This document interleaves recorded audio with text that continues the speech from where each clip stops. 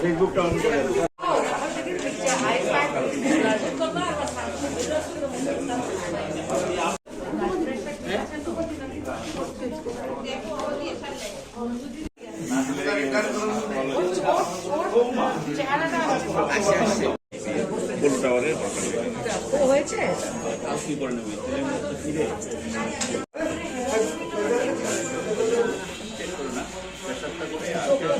প্রথমে আমি বলবো যে আজকে আমাদের প্রতিষ্ঠা দিবসে আমরা প্রথম সকালে ফ্ল্যাগ হোস্টিং করেছি এবং তারপরে আমাদের যারা আগরতলা মিউনিসিপ্যাল কর্পোরেশনের প্রার্থীরা ছিল তৃণমূল কংগ্রেসে ওরা কম্বল বিতরণ করেছে।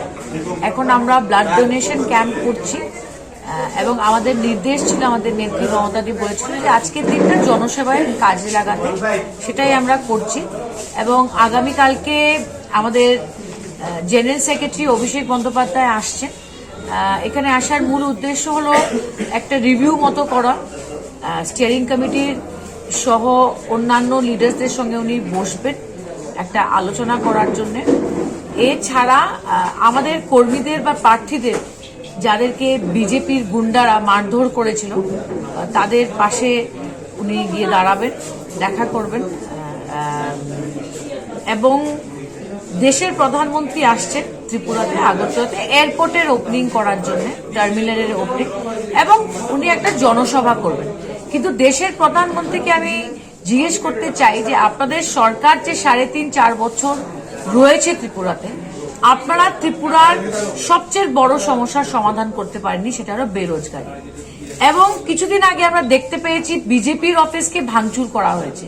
কেন করা হয়েছে? কারণ যে চাকরিগুলা সরকার বা সরকারি পুলিশ দিতে চাইছিল সেটার মধ্যে 9-6 হয়েছে এবং ত্রিপুরার যুব সমাজের সঙ্গে বিজেপি সরকার এবং ত্রিপুরার মুখ্যমন্ত্রী বেইমানি করেছেন, তাই বলে বিজেপির অফিস ভাঙা হয়েছে।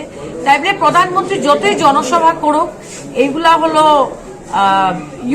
একদিনের ভিড়, কিন্তু জনমত বিজেপির পক্ষে থাকবে না, এটা নিশ্চিত।